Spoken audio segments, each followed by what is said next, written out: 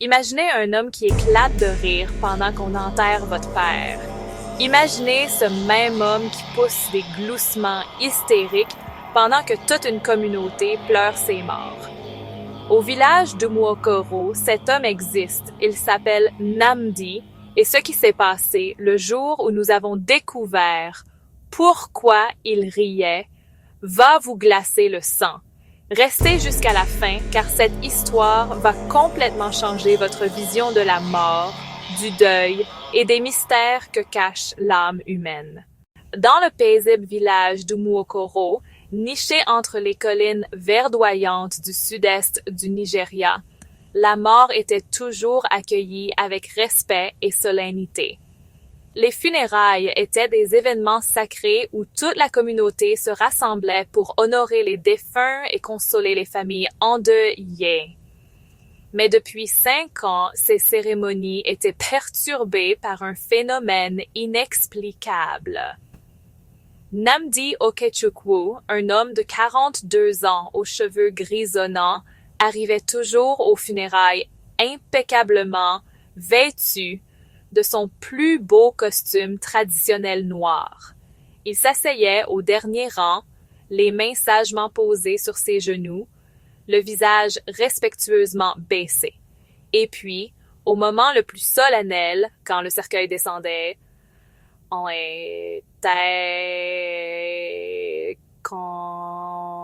les pleurs étaient les plus forts, quand la douleur était à son paroxysme, Nnamdi se mettait à rire.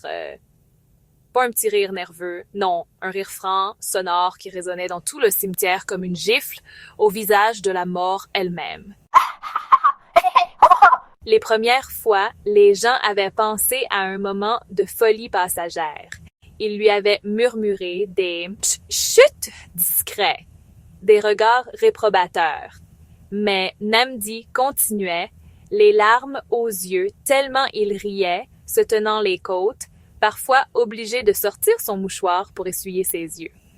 Dites-nous en commentaire, avez-vous déjà assisté à un comportement inexplicable lors d'un événement solennel? Maman Adaez, la doyenne du village, n'en pouvait plus. Lors des funérailles de son cousin Emeka, elle avait vu Nnamdi exploser de rire au moment où le pasteur prononçait les dernières paroles. La goutte d'eau qui avait fait déborder le vase. Cet homme nous manque de respect. Il se moque de nos morts, de nos traditions, de notre douleur. Baba Tunedu, le chef du village, hochait gravement la tête. À 70 ans, il n'avait jamais rien vu de tel. Nous devons lui parler. Ce comportement doit cesser. Mais quand ils avaient convoqué Nnamdi, l'homme s'était montré étrangement évasif. Je ne peux pas m'expliquer, Baba Chinedu. C'est plus fort que moi. Je ne veux manquer de respect à personne. Alors pourquoi continues-tu? Parce que je les vois heureux. Cette réponse énigmatique n'avait fait qu'attiser la curiosité et la méfiance du village. Les rumeurs avaient commencé à circuler. Certains disaient que Nnamdi avait perdu la raison après la mort de sa femme Ngozi, 3 ans plus tôt. D'autres murmuraient qu'il était possédé par de mauvais esprits. Les plus superstitieux affirmaient qu'il avait conclu un pacte avec des forces obscures. Il faut l'empêcher de venir aux funérailles. Son rire nous porte malheur. Chaque homme a le droit d'honorer les morts à sa façon.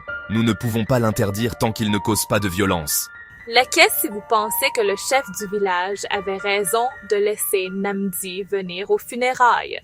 Les mois passaient et le comportement de Nnamdi devenait de plus en plus troublant. Non seulement il continuait à rire aux funérailles, mais ses rires semblaient suivre un étrange pattern. Chioma, l'institutrice du village, avait commencé à tenir un carnet. Observatrice et méthodique, elle notait tout. L'heure des rires, leur durée, leur intensité. Il ne rit pas de la même façon pour tout le monde. Pour Papa Nneka, il a ri exactement 3 minutes et 20 secondes. Pour Maman Okafor, seulement 45 secondes. Et ses rires, ils sont différents, parfois joyeux, parfois, soulagés. Cette observation intriguait de plus en plus les villageois. Pourquoi Namdi riait-il plus longtemps pour certains morts que pour d'autres. Le mystère prit une tournure encore plus étrange lors des funérailles du vieux Mazi Udo, l'ancien guérisseur du village. Quand le cercueil fut descendu en terre, Namdi ne rit pas. Il pleura. Pour la première fois en 5 ans, l'homme mystérieux versa des larmes aux funérailles. Des larmes silencieuses, profondes, qui coulaient sur ses joues comme une rivière de chagrin. Le village entier était sous le choc. Qu'est-ce qui rendait la mort de Mazi Udo si différente des autres? Il se passe quelque chose d'étrange avec cet homme. Quelque chose que nous ne comprenons pas. Certains villageois commencèrent à éviter Namdi complètement. D'autres, plus curieux, tentaient de l'observer discrètement, cherchant des indices sur son étrange comportement.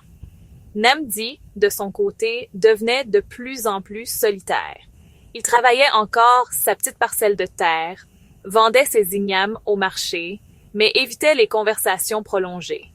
Seuls ses rires aux funérailles brisaient son silence. Partagez cette vidéo si vous voulez connaître la vérité sur Namdi. Tout changea le jour où mourut Nkechi, la fille de 15 ans de Mama Obi. Une mort tragique. La malaria l'avait emportée en 3 jours malgré tous les soins. La douleur de Mama Obi était insoutenable. Elle pleurait, criait, se roulait par terre, refusant de laisser partir sa fille unique. Le village entier était en émoi. Comment une si jeune vie pouvait-elle s'éteindre si brutalement? Quand arriva le moment d'enterrer Nkechi, tous les yeux se tournèrent vers Namdi. Allait-il oser rire devant la mort de cette enfant innocente? Namdi s'approcha lentement du cercueil. Au lieu de rester au dernier rang comme d'habitude, il s'avança jusqu'au premier rang, juste à côté de Mama Obi qui sanglotait. Puis, à la surprise générale, il posa doucement sa main sur l'épaule de la mère éplorée. « Mama Obi, dit-il d'une voix douce que personne ne lui connaissait. Votre fille, elle danse. » Mama Obi leva vers lui des yeux rougis de larmes. « Qu'est-ce que tu dis? » Nkechi danse. Elle porte sa plus belle robe blanche, celle que vous lui aviez cousue pour la fête de l'Igname. Elle danse avec d'autres enfants dans un jardin magnifique.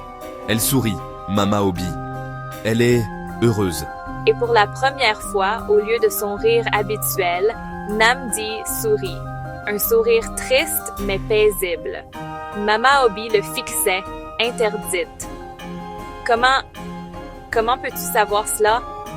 Namdi regarda autour de lui. Tous les villageois s'étaient tus, attendant sa réponse. « Parce que je les vois, murmura-t-il. Depuis la mort de Mangozi, je vois les morts. Je les vois dans l'au-delà. Et la plupart du temps, ils sont heureux d'être libérés. » Un frisson parcourut l'assemblée.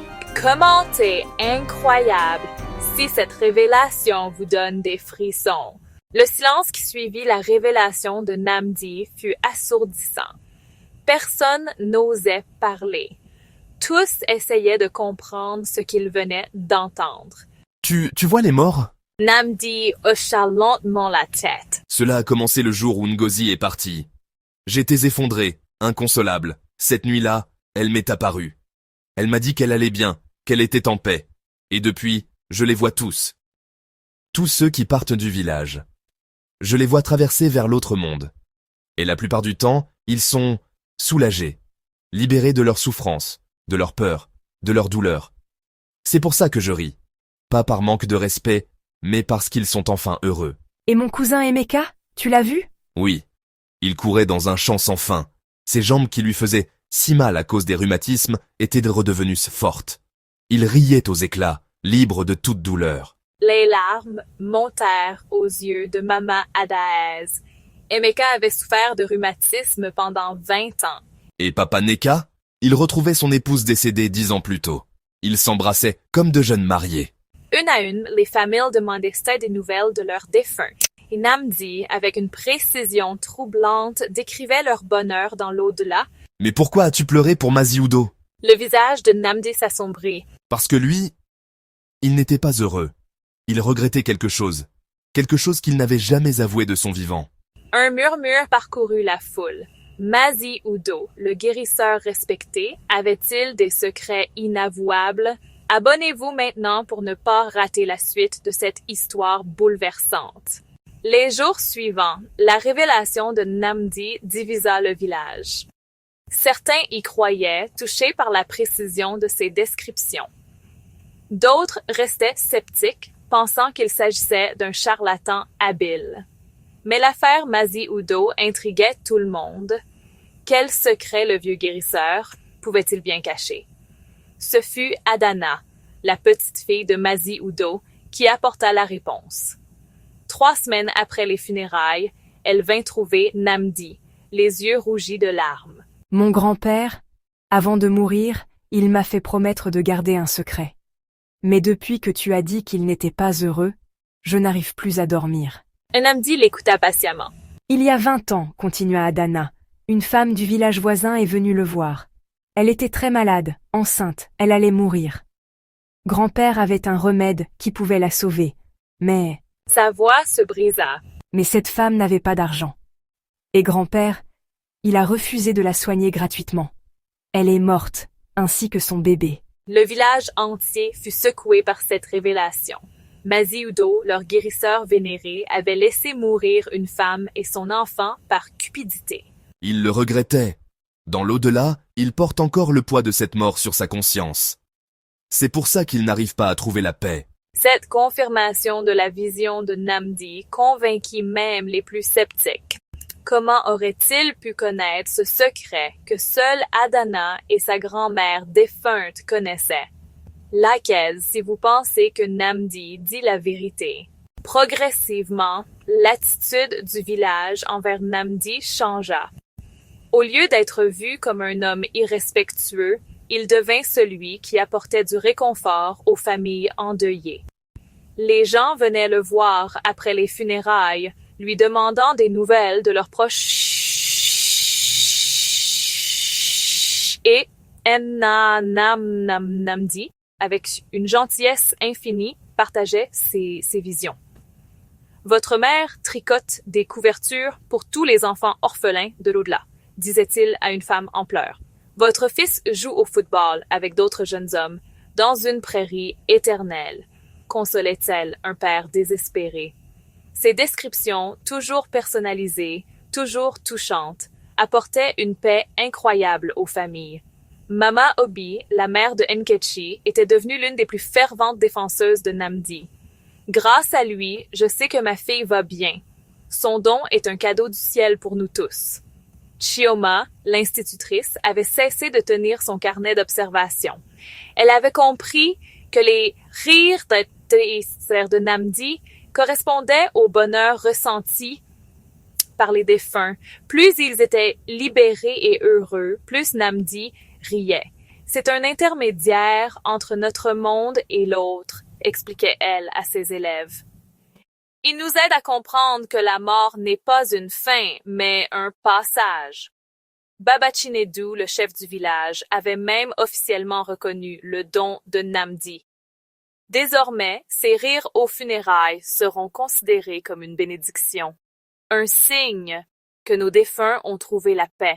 6 mois après la révélation, quelque chose d'extraordinaire se produisit lors des funérailles de Mama Chioma, l'ancienne sage-femme du village. Comme d'habitude, Namdi était présent, mais cette fois, au lieu de rire, il se leva soudainement au milieu de la cérémonie. « Attendez !» Tous les regards se tournèrent vers lui, surpris. Mama Chioma, elle dit qu'il faut que vous sachiez quelque chose d'important. Qu'est-ce qu'elle dit? Elle dit que derrière sa maison, sous le grand manguier, elle a enterré une caisse en métal. À l'intérieur, il y a toutes les économies qu'elle avait cachées pour vos enfants. Elle voulait que ce soit une surprise, mais maintenant, elle s'inquiète que personne ne les trouve jamais. Ikena écarquilla les yeux. Sa mère ne lui avait jamais parlé d'économies cachées. Après les funérailles, toute la famille se rendit derrière la maison de Mama Chioma.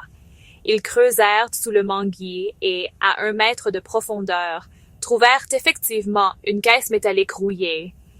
À l'intérieur, plus de 500 000 naira, soigneusement conservés dans des sachets plastiques, accompagné d'une lettre expliquant que cet argent était destiné aux études des petits-enfants. Ce miracle final balaya tous les derniers doutes. Namdi possédait réellement un don extraordinaire. Partagez cette vidéo avec vos proches pour qu'ils découvrent cette histoire incroyable. Aujourd'hui, Namdi Okechukwu est devenu une figure respectée et aimée d'Umuokoro. Son rire aux funérailles n'est plus perçu comme un manque de respect, mais comme un réconfort. Il a ouvert sa maison aux familles endeuillées qui cherchent du réconfort. Il ne demande jamais d'argent, considérant son don comme une mission sacrée. La mort fait peur parce qu'on ne sait pas ce qui nous attend, explique-t-il souvent. Mais moi, je peux vous dire que de l'autre côté, il y a la paix, la joie et les retrouvailles avec ceux qu'on aime. Son propre chagrin pour Ngozi s'est transformé en une mission d'amour. Aider les autres à comprendre que la mort n'est pas une fin, mais un nouveau commencement. Le village d'Umuokoro a appris une leçon précieuse grâce à Namdi. Parfois, ce qui nous semble étrange ou irrespectueux cache en réalité un cadeau magnifique. Et vous, avez-vous déjà mal jugé quelqu'un avant de connaître son histoire? L'homme qui riait « Oheni Dyson, Fisson Suni Alarai Joyi » nous enseigne que derrière chaque comportement inexpliqué se cache peut-être une vérité profonde que nous ne soupçonnons pas. Dites-nous en commentaire ce c'est. Croyez-vous aux dons spirituels comme celui de Namdi? Avez-vous déjà vécu quelque chose d'inexplicable? Likez si cette histoire vous a touché. Abonnez-vous pour plus d'histoires africaines extraordinaires. Partagez avec ceux qui aiment les récits mystérieux. La prochaine fois que vous verrez quelqu'un avoir un comportement étrange, souvenez-vous de Namdi. Peut-être cache-t-il lui aussi un don extraordinaire que le monde n'a pas encore découvert.